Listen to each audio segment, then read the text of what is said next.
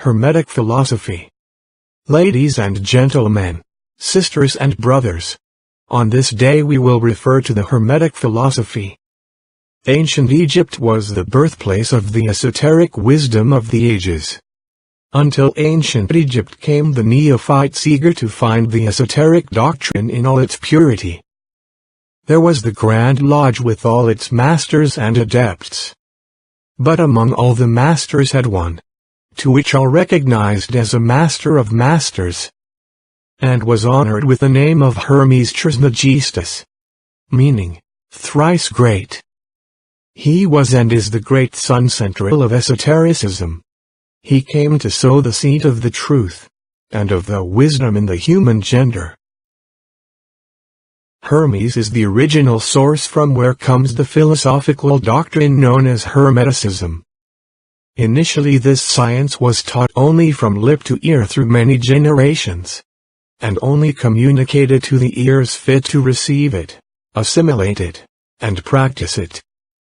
The overview of the Hermetic wisdom is written on stone in Persian characters in the famous Table of the Emerald, great teaching left by Hermes, and in which according to the Kabbalist Eliphas Levi this clarified all the great work of the evolution. Then, in the course of the time, was written a set of axioms, maxims and precepts of the Hermetic wisdom in a work called the Kybalion. The Kybalion explained 7 principles of cosmic and universal application, are the keys to go understand all the teachings of esotericism. These 7 principles are: principle of mentalism, principle of correspondence, principle of vibration, principle of polarity, principle of rhythm, principle of causality, principle of generation. On these 7 principles are going to make a simple conference today. Principle of mentalism. This principle states: the universe is a mental creation sustained in the mind of the All. The infinite mind of the All is the matrix of the cosmos. Children have their home in the infinite mind of the Father-Mother. In the human being as reflection of the infinite mind of the All, the human mind acts. The man in the current state of evolution acts on the world of the thought, in the world of the desire, and in the physical world. In the world of the thought are found and relate the spirit and the body. The mind is the focal point, where the spirit is reflected in the matter. The esoteric doctrine always has taught that there are 2 main regions in the world of the thought: the region of the abstract thought and the region of the concrete thought. In the region of abstract thought has its residence the human spirit. That is the ego or consciousness center. The abstract mind is the vehicle of the spiritual and metaphysical abstractions that an ego is able. Concrete mind is the mind that is responsible for dispatching the worldly business, and is closely related to the wishes of the personality. Referring to concrete mind in The Voice of the Silence, Helena Blavatsky says, the mind is the great destroyer of it real. Destroy the disciple to the destroyer? This means that the disciple must transcend the concrete mind. Rationalism resulting from the concrete mind is egotistical and personalistic.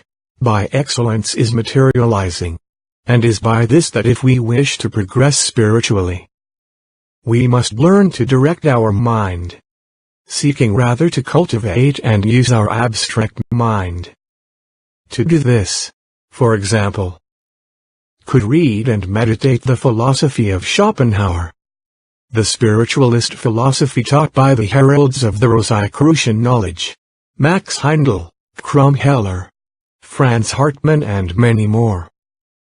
So we would feed our minds with the necessary elements to make the digestion of subtle ideas that have caught our attention, and thus we will have taken the first step to direct our minds. This science of guide the mind is known in the Hermetism as mental transmutation, and it is related in the Kybalion of the following mode. Mental states can be transmuted from state to state, from degree to degree, from condition to condition, from pole to pole, from vibration to vibration. Mental transmutation is the art to transform or change states, forms or undesirable mental conditions at best and noblest states, using the law of polarization. But it is necessary for us to know what the imagination is superior to the mind. For everything that exists physically is only the effect of their metaphysical existence in the imagination of some being. Bridges, buildings, already existed in the imagination of the architect and the engineer. William Shakespeare's fertile imagination was the reason for his success as a writer. Our future success in the spiritual life depends on that our imagination is full of sensitivity and mystical devotion by the truth, the goodness and the beauty of life. Someone made to the Professor Albert Einstein the following comment: "How big is the science?" And he replied, "Yes. But biggest is the imagination that discovers it." So we could summarize by saying that more big that concrete mind is the abstract mind, but most full of greatness that this last is the imagination, and the sensitivity. Golden Keys of Spirituality.